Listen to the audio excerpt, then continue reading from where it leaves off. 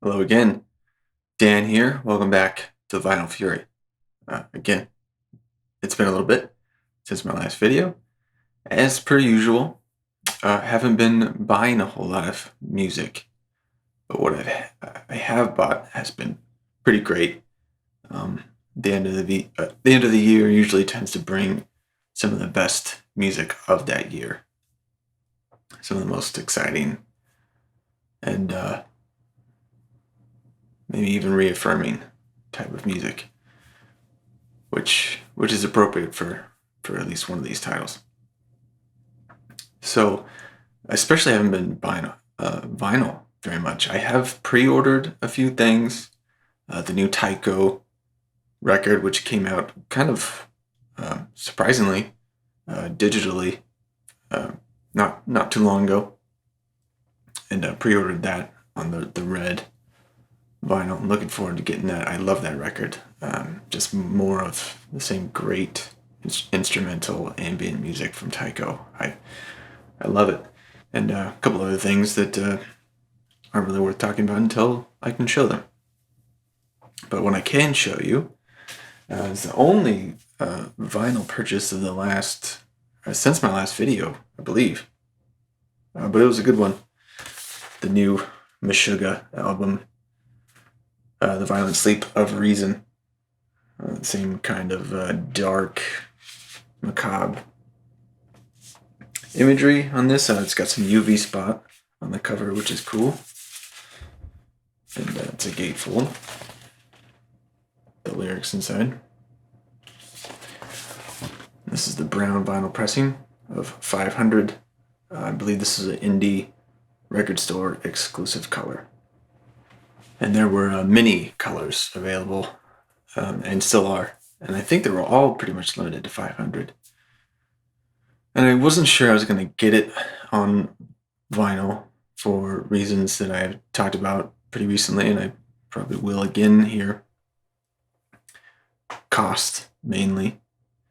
And sound quality. I mean, especially a band and an album like this, bombastic, loud, not dynamic, very digital. Is it worth getting on vinyl? And their previous two records, having listened to them several times on vinyl and otherwise, the difference in quality just isn't that great.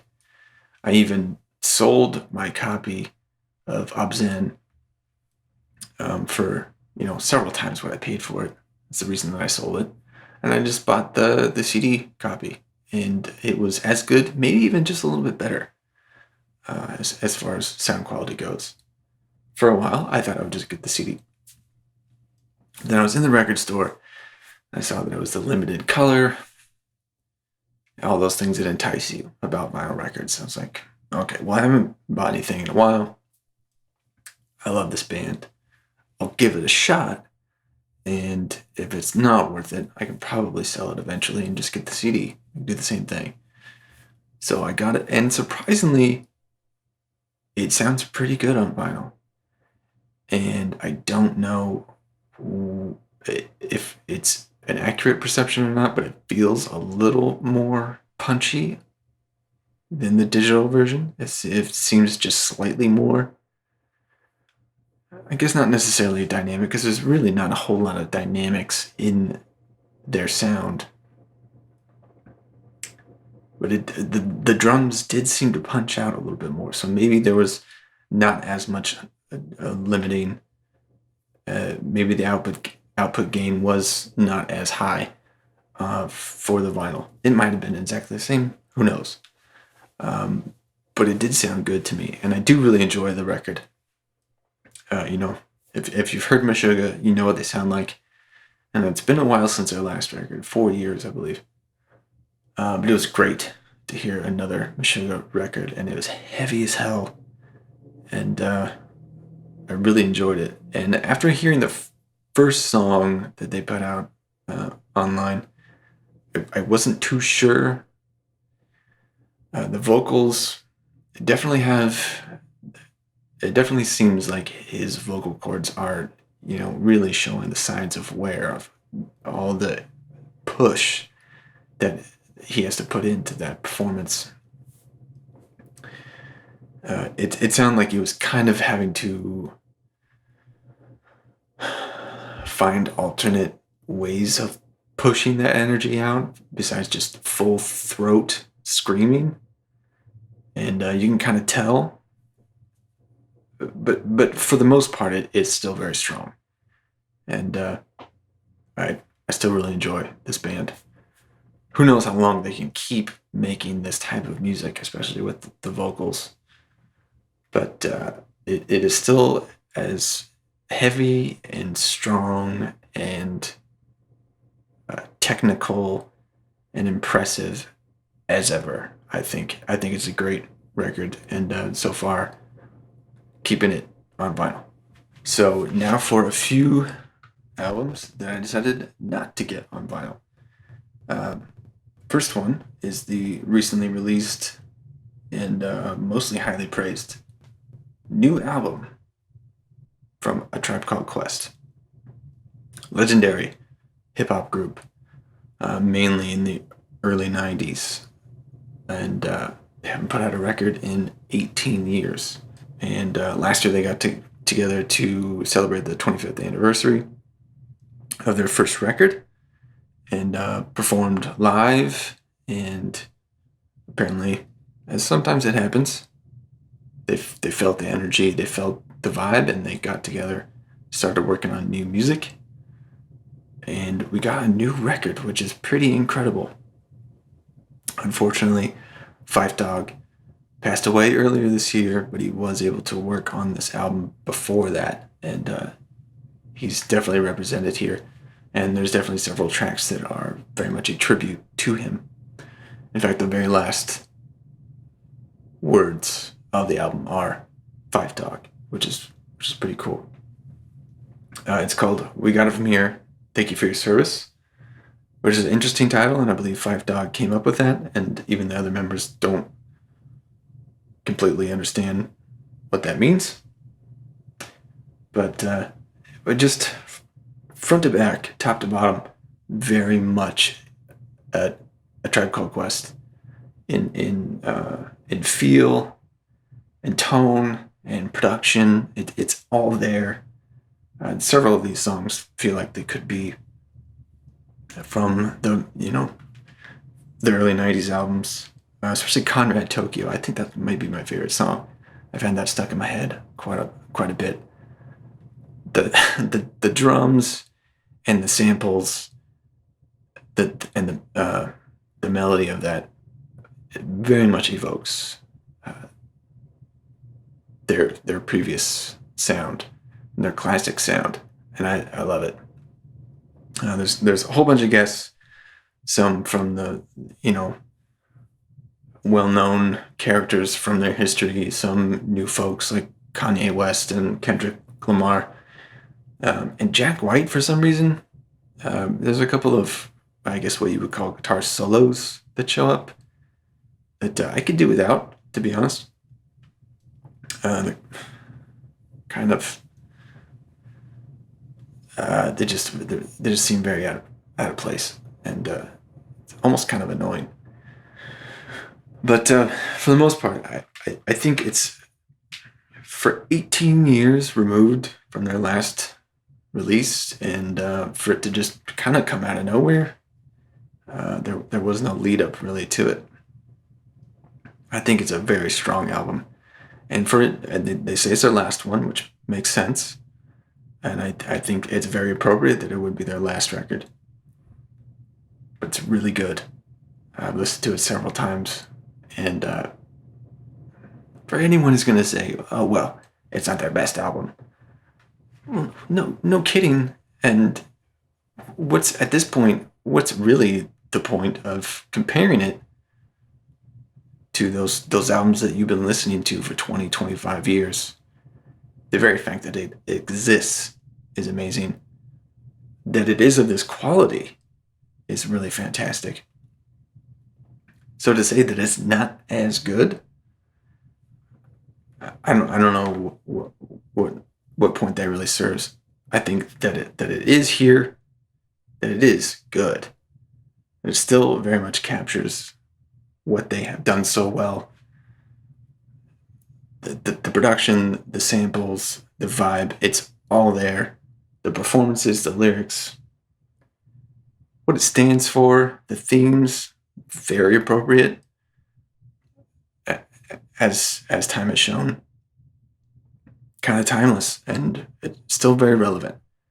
And this was only, I got this for $7. And it's not available on vinyl yet. I think it comes out either at the end of December or in January. But I haven't seen it really for less than $30. And it's $7 for the CD, or $20 or $30 for the vinyl. Would I like to have it on vinyl? Of course. But if I can buy 4 of these CDs for the price of one vinyl record, I mean, at that point, the choice is clear, and it sounds fine. It's not a really compressed record. It's loud compared to their older ones, and still a lot of dynamics. Drums are punchy. Everything is. I think it sounds great, and whatever format. It's really cool that this album is out there, and I really enjoyed it. Of course, I'm already taking up just so much time. 2 albums from the instrumental metal group Animals as Leaders. 2014's The Joy of Motion, and the recently released The Madness of Many. Neither of which did I feel necessary to get on vinyl. But when this came out, for some reason, distribution was scarce. I think it was mostly just available from their label. And I feel like it disappeared fairly quickly. And there didn't seem to be much effort to keep it in circulation. And aftermarket prices got too expensive very quickly. And I heard that the vinyl just didn't sound very good, at least not, worth paying that extra money. And it wasn't until I ordered this, that I finally got a physical copy of it. And this album just came out, and the same thing, $30 for the vinyl, and I just don't want to do it. And so I listened to these both very recently. I love both. I love this band. To put it simply, I think it's the type of metal that Meshuggah is. The 8-string guitars, detuned, heavy, syncopated riffs, technical writing, but this is all instrumental, and there's more clean stuff. There's more jazz influences. Very, very talented musicians. In both regards, but here the instrumental music is very much the forefront. And this is their 4th record. I have the previous 2 on vinyl, and that's another reason why I feel like really, the difference is not great. But I love them all, and I love these both, and I just listened to this one tonight. And the mastering is very much like top to bottom, wall of sound. This I was happy to sense and to see that it's definitely more dynamic, and the drums definitely were punching through a lot more. And I think that's one of the biggest problems with the heavy compression and limiting of modern music, is that when everything is the same volume, when everything is competing for space, things like the drums and bass really, really take a backseat. But when there's more headroom for the drums to really punch through it, that just makes all the difference in the sound and the liveliness and the feeling of the music when you can hear the tom hits punch through dynamically. It makes a big difference. So there was definitely a different experience listening to these. And I've gotten into audio post-production quite a bit in the last couple of years, and have experimented with production, mixing, mastering, all that stuff myself. And so I'm always listening and then looking at waveforms and comparing what I hear and what I see. And this definitely looks like just top to bottom sound. And this definitely has much more peaks. You can see where the drums are peaking, and you can see the dynamics. It's still a loud record. It's loud music, but there's much more sensation of dynamics, which I was really happy with. So definitely check out Animals as Leaders. This new album is really good. Happy to have both of these. Have a physical copy and a few cassettes. Haven't purchased many cassettes in a while, but lately it's kind of been the same thing. Choosing between vinyl and CD, or sometimes vinyl or cassette. And when there's that, these days really it's a choice of the digital or the digital with the filter of analog via vinyl or cassette. And sometimes that filter is kind of nice, just to kind of remove it a little bit from that digital sound. Let's see. Let's look at the new albums. The new Bon Iver, 22 a million. The vinyl isn't super expensive. I think it's around 22, something like that, 25. And I think it has a fairly elaborate booklet that comes with it. So at least there's substance there. But the fidelity of the recording and the production doesn't seem to lend itself to vinyl all that well. And so I opted not to get it on vinyl. It's very produced. There's a lot of layers of production and manipulation, and the translation to vinyl, it didn't seem like it would be worth it.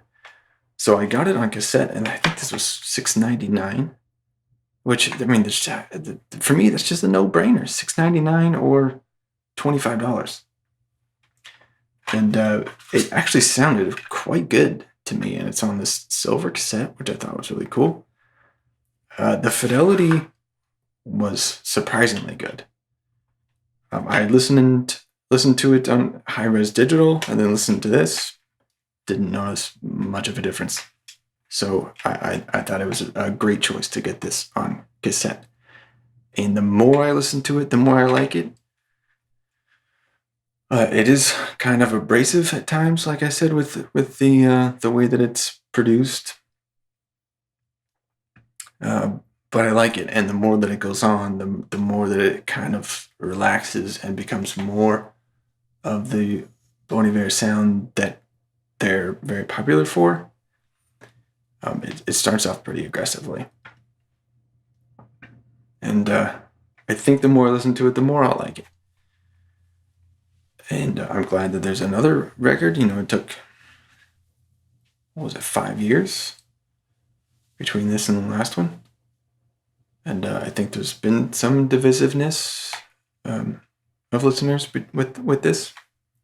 At first, I wasn't, completely sold. That's another reason why I didn't go for the vinyl right away. But it has grown on me, and again, I think the cassette was a good choice. Same thing with the new Pixies record, Head Carrier. I had heard that the title track ahead of time, and I thought, pretty much sounds like Pixies, but not blown away by it. The record, I think, is around $20. You can get it for maybe a little bit less. And this was 10. And when I opened it up, I was kind of disappointed that the quality of the tape is not that great. It feels very cheap, and even the here where you can see the tape. Normally that's a fairly hard plastic. This is just a clear film. It just pushes right in.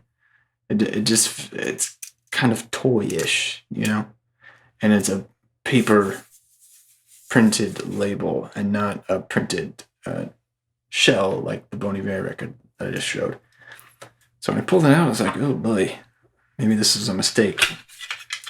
And the inner paper just feels like I don't know, inkjet printed. It feels very low budget. It sounded better than I expected, though. And it's Pixies. I did enjoy it, and I don't necessarily regret not getting it on vinyl. Maybe the $7-8 difference would have been worth it. But it is cool, again, that there's another Pixies record. The last one was, 2-3 years ago?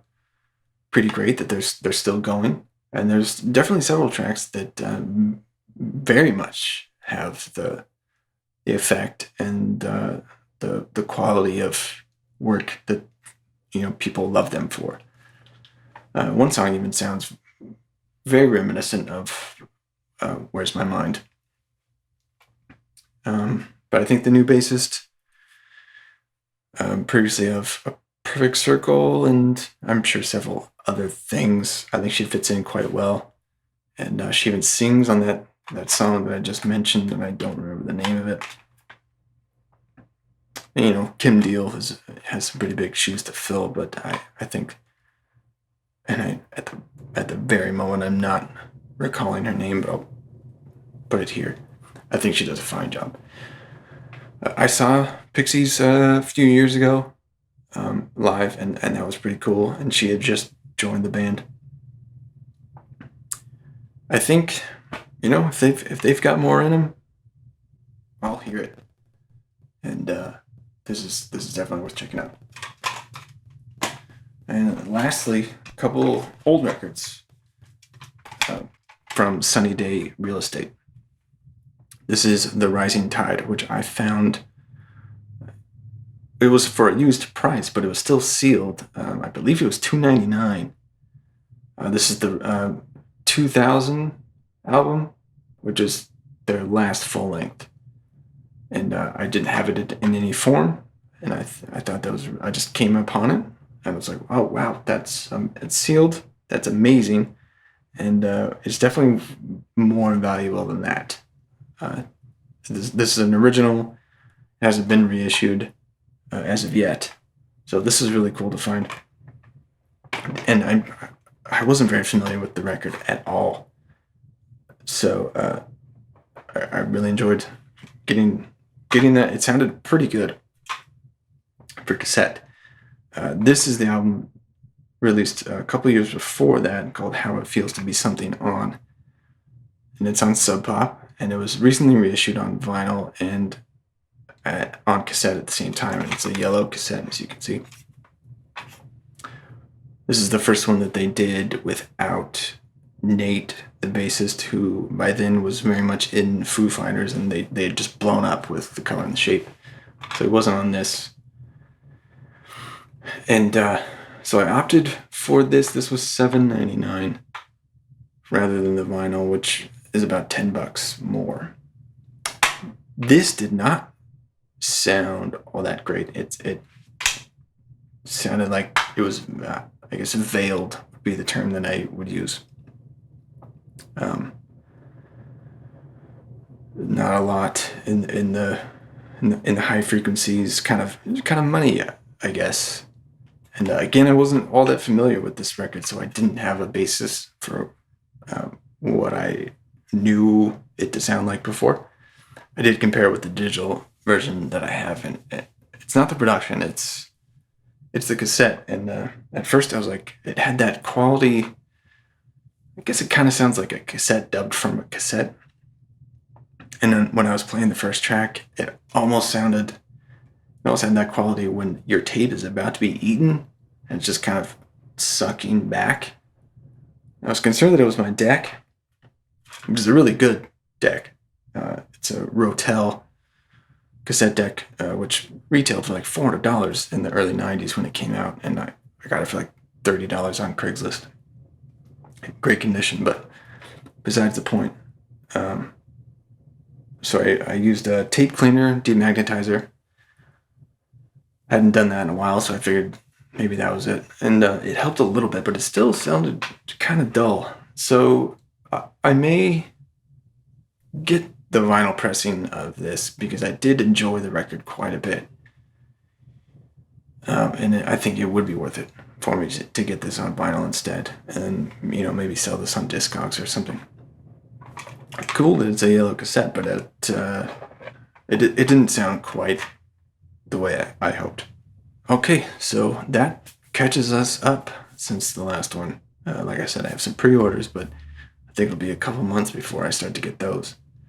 And I don't really have any other planned purchases, so maybe I'll get back into the vinyl collection series next time. But regardless, enjoy your holidays, take care, and of course, enjoy your music.